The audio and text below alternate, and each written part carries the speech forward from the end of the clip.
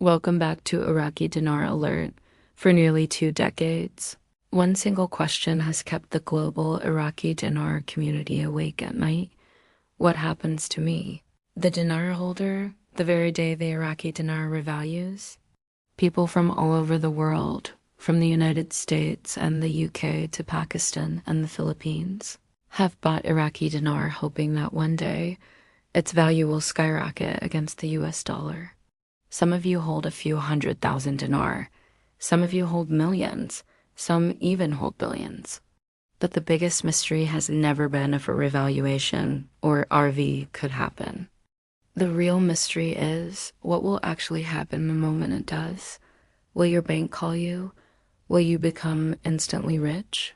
Will the government tax you? Will banks even exchange your notes? Will the old notes become invalid? Will you only have a few days to make the exchange? The truth is, most dinar holders are not actually prepared for this moment, even though they've been waiting for years. This video is your complete guide. We're going to walk you step by step through the realistic process, based on central bank policies, IMF monetary reform procedures, historical currency reevaluations, and standard banking protocols. By the end, you will understand exactly what would likely happen in the real world, cutting through all the internet rumors. First things first, before we discuss what happens to you as a holder, we must understand something critical. A revaluation is not the same as a redenomination.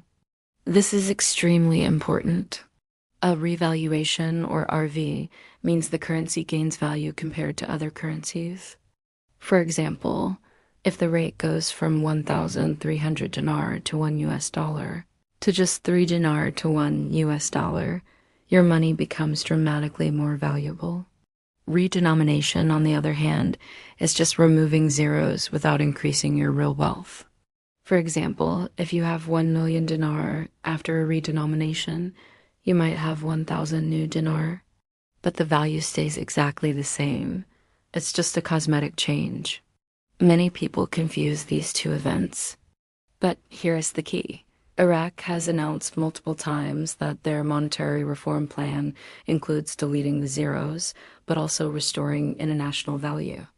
This means the event that dinar holders are hoping for is a true value restoration, not just a simple redenomination. So why would Iraq even do this? To understand what happens to holders, you have to understand the motivation. Iraq is not a poor country. It is actually one of the richest nations on earth when it comes to natural resources. Iraq possesses one of the largest oil reserves in the world, massive untapped natural gas fields, huge phosphate and sulfur deposits, and a strategic trade position right between Asia and Europe.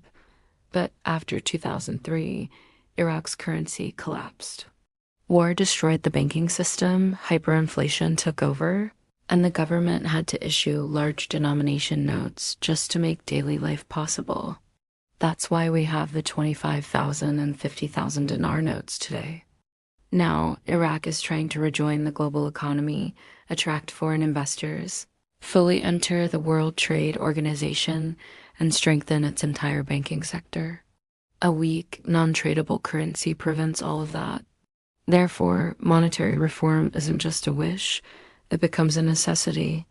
Now we reach the most important part. Let's imagine it. It's a normal day. You wake up, you check the exchange rates, and suddenly, there it is. The Iraqi dinar is internationally tradable.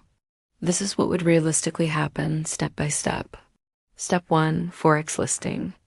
First, the Iraqi dinar would appear on international currency markets, also known as Forex. This is the critical first move.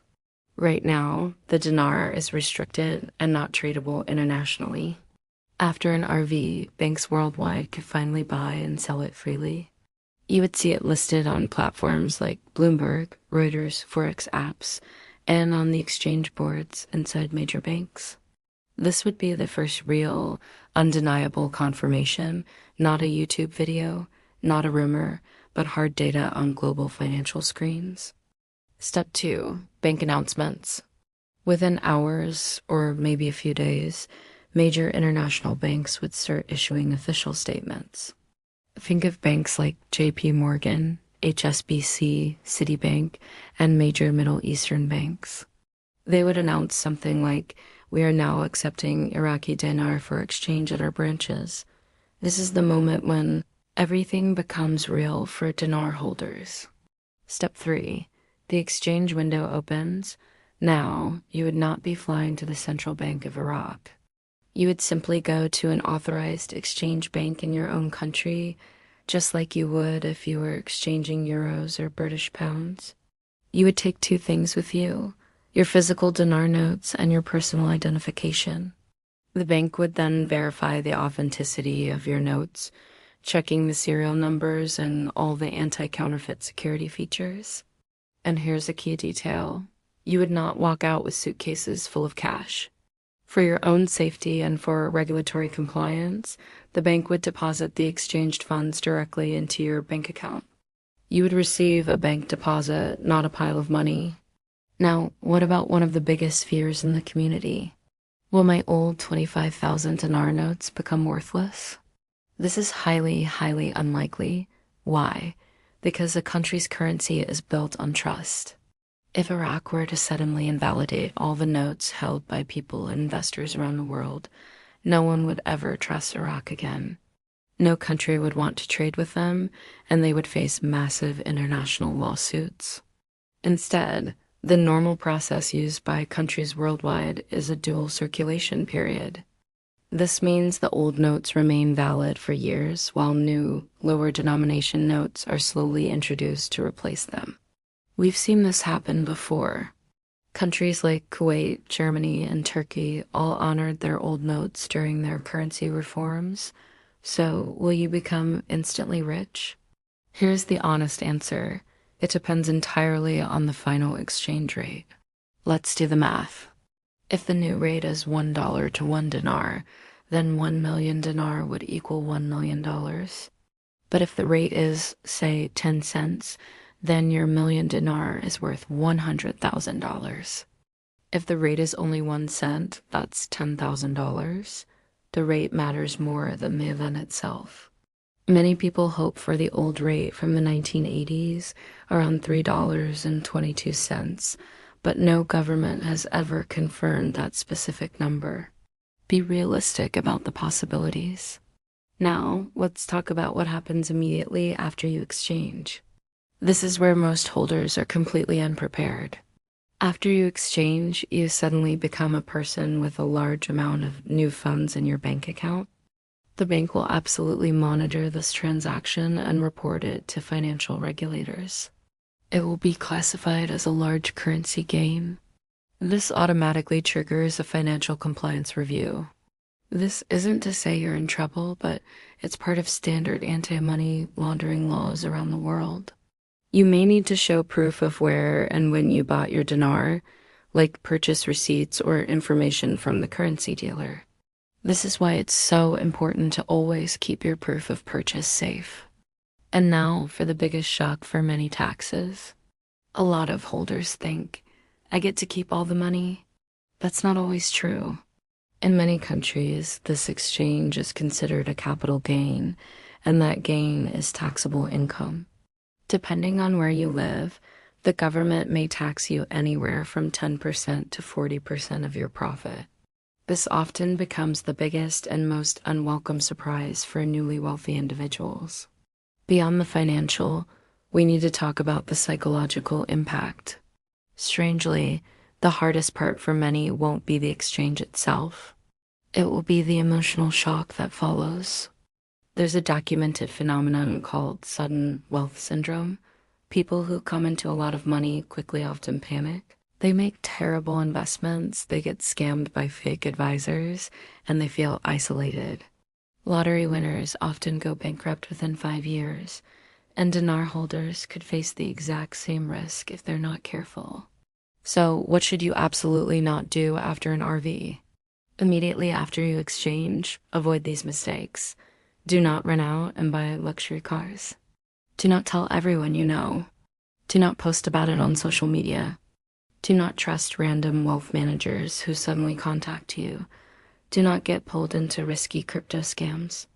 And be prepared for friends and relatives asking for loans. Overnight, you become a financial target. So, what will the smart holders do? The smartest dinar exchangers will do the opposite. They will stay quiet. The very first calls they make will be to a certified professional accountant and a qualified tax lawyer. They will park their funds in secure, low-risk accounts and simply wait. Wait at least 6 months before making any major investment decisions.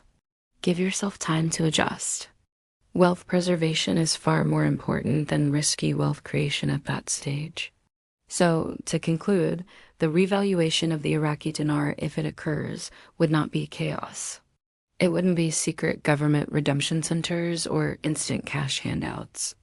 It would be a structured, public, international banking event. Dinar holders would see it listed on Forex, exchange their currency at commercial banks, have the funds deposited into their accounts, and then face the realities of taxes and wealth management. The real question isn't, will the RV happen? The real question is, are you truly prepared if it actually does? Think about your plan, get your documents in order, and be ready for the responsibilities that come with it. Thanks for watching. If you found this guide helpful, make sure to like, subscribe, and hit that notification bell for more updates.